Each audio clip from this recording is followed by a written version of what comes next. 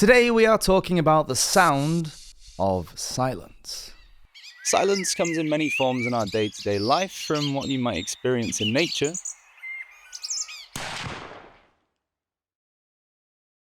to awkward silences. But it rarely ever is fully silent, and the context around what you're hearing or not hearing changes how you feel in those moments of silence. Even in nature, what you might perceive as silence is filled with the sounds of the wind, distant crickets, creaking trees. With music, this could be the space between the notes in a solo, leaving you hanging on for the next sound or resolution. The overhanging reverb as a band stops playing, only to tightly come in again a few beats later. The vocalist at the end of a phrase, leaving you waiting for the next. Your heart did always. Super quick disclaimer, I'm going to be pretty literal with some of the uses of silence in this video. Whilst at other times I might be talking about silence just within one instrument, which allows other instruments to be heard. I just wanted to get that out of the way because silence in music doesn't always mean no sound, at least not in some of the examples that we're going to look at today. If you enjoy the video, please consider subscribing, as I'm going to use this channel to research and discuss interesting music topics as often as I can.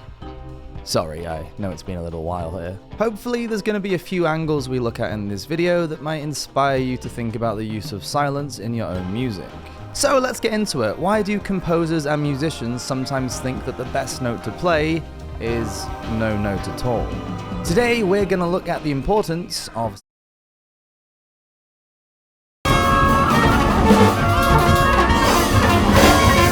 silence in music. It's easy to spot the difference between these two melodies. This one musicians would call legato,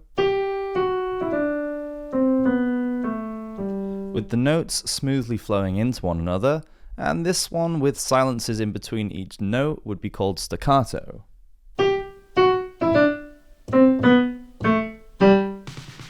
The staccato melody has a clear silence between each note, whilst the legato melody feels continuous and together. These two sounds can be written down with the exact same rhythm as each other on sheet music, but the performance directions or interpretations with staccato and legato can completely change the sound. A great example for both staccato and legato here is the verse of Delilah by Tom Jones. Listen to how the melody starts staccato and finishes legato. I saw the light on the night that I passed by her window. Jones matching the staccato feel of the strings and locking into them before trailing off into his own legato notes at the end of each line make for a far more interesting melody. Not only this, but the instrumentation being purely staccato for the intro causes so much tension. Perfect for a song written from a murderous perspective, including lyrics like, "I felt the knife in my hand and she laughed no more." Rather than the silence being created within the gaps of a single instrument's line, such as in the Tom Jones vocals there, it can be even more effective when a whole band decide to create silence together at the same time. Shh. Sorry. A great example of this use is in the famous blues track Hoochie Coochie Man, composed by Willie Dixon and first recorded by Muddy Waters. The music makes a huge call statement and leaves the vocals a cappella in their response, bringing the listener's full attention to the lyrics and the sound of Muddy Waters' voice. The gypsy woman told my mother before I was born. This call and response style with emphasized vocals is seen all throughout blues music and subsequently rock and roll, with one of my favorite versions being the Who's cover of Young Man Blues. Listen to the silence the band creates to allow Roger Daltrey's vocals to take center stage.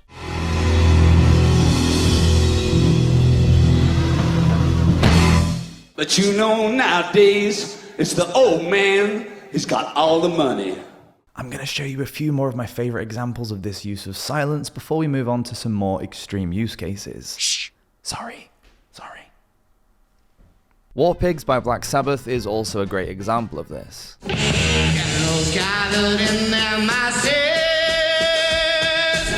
And even today there are some awesome modern bands making use of this, such as All Them Witches with their song Fishbelly 86 Onions. 1, 2, 3, 4, 5, 6, 7, 8, 9, 10, 11, 12, 13, 14, 15, 16, 17, 18, 19, 20! These Days by Foo Fighters, where the band leaves silence for the guitar part to play on its own.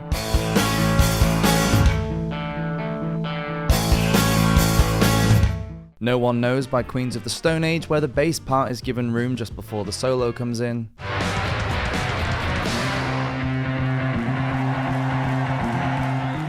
Not only is this fun for the band to play live and test their tightness, it's also a great way to keep listeners engaged. Playing with gaps of silence like this is something I did with my own band, Default Mode Network, and our song Transactional.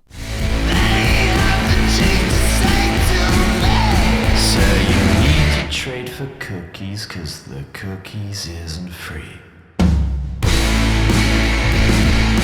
This is a song from our upcoming debut 4-track EP, of which we've just released the first 2 singles, so I'll leave a link in the description below if that sounds like something you'd be interested in checking out. Silence and classical music. Playing with the choice of silence isn't a modern technique. We also hear this use of silence throughout classical music too, with one of the most famous examples being this piece by Beethoven. Beethoven was a master of silence, not just because he was deaf, but because he composed this.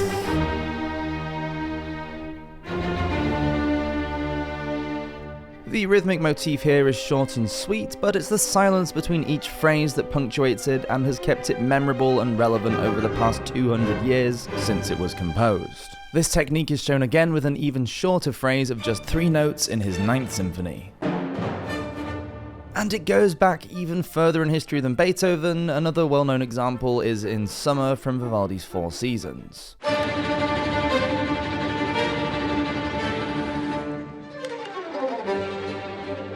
So, as long as music has been around, silence has been an important way to punctuate phrases in it. But what if you wanted to use silence not just as a musical device, but as a business tactic? Extreme uses of silence.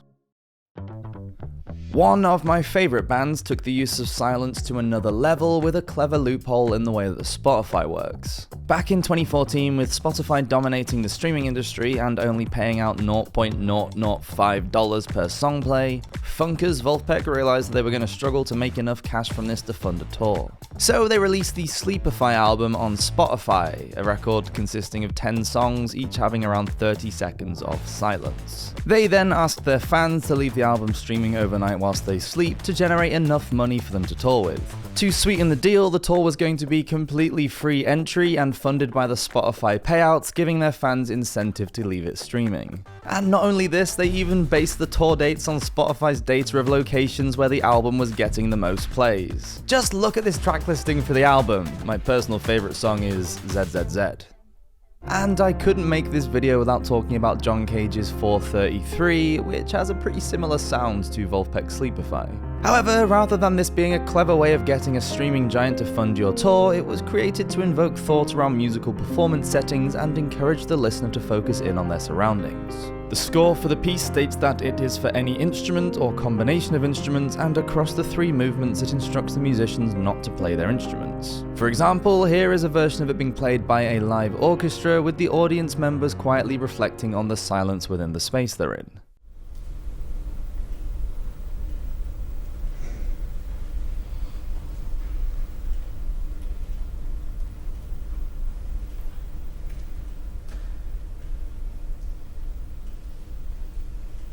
Cage claims that any ambient sounds are still a part of the piece, and that any auditory experience may still constitute music.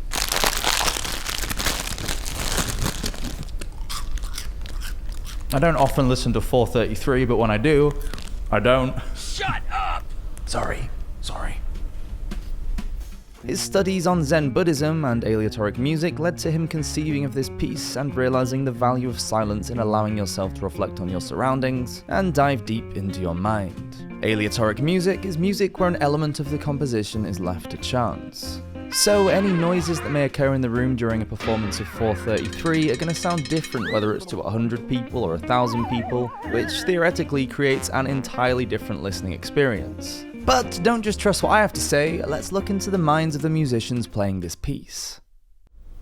I studied 5 years at the Royal College of Music for this. I must not fart. Well, to be fair, worst case scenario, I can blame it on the trombone. Oh my God, that woman just asked me to hold her bassoon for her. And now I've ended up stuck here in the middle of a performance. What do I even do? I don't know how to get out of this situation. If they start playing anything, I'm screwed. I I was really hoping for something a little bit more insightful here, but let's just move on. And you don't just need to see a performance of 433 to hear a concert hall empty. Billie Eilish on her most recent tour has been asking audiences to stay silent while she uses a loop machine to layer up her vocals for the track When the Party's Over. Check out this footage. Basically, it's the only time in the entire show that I'm going to ask for complete silence. So I'm going to be singing and recording this live and then looping over myself and then singing harmonies on top of harmonies.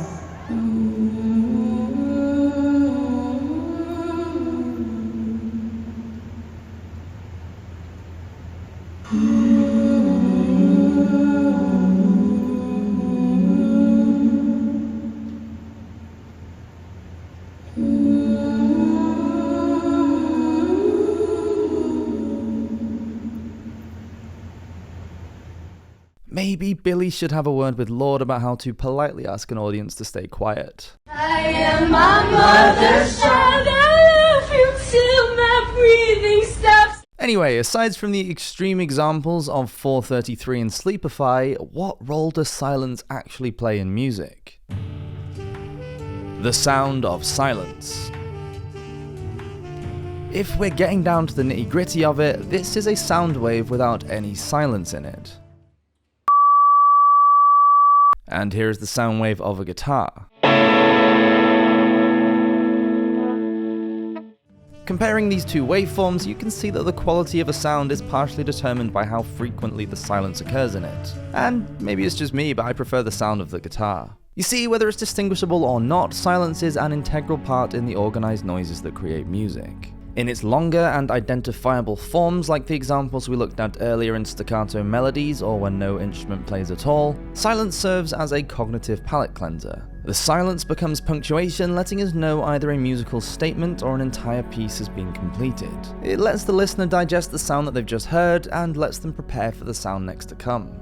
Hear me out here, but in many ways silence is more of a connection between all of the musical elements than sound is. It's filled with whatever you bring to it, whether it's the silence between rhythms, staccato versus legato melodies, omitting notes in harmonies for ambiguity, power chords, or for dynamic contrast. It even becomes a relevant decision based on the medium you're choosing to listen to recorded pieces with the Beatles' Abbey Road record being a great example here, as side 1 ends with the ominously repeating riff at the end of I Want You She's So Heavy, before the listener spends a few seconds in silence whilst flipping the vinyl over to be greeted by the contrasting peaceful guitar intro of Here Comes the Sun. And I'm sure any music creators here will have been plagued with the decision when finalizing a release of exactly how much silence to leave between the end of one track finishing and another track starting. Thinking about the role of silence when listening to your favorite tracks is a really cool way to hear them in a different light. And if you've made it this far into the video, then I really recommend going away and doing that. Just put on one of your favorite songs and try and think about the role of silence in it. Let me know if you do and what you notice. And if any great examples of silence in music have come to mind whilst watching this video, then please do leave a comment down below. Thanks everyone for watching, and I'll see you next time. Cheers!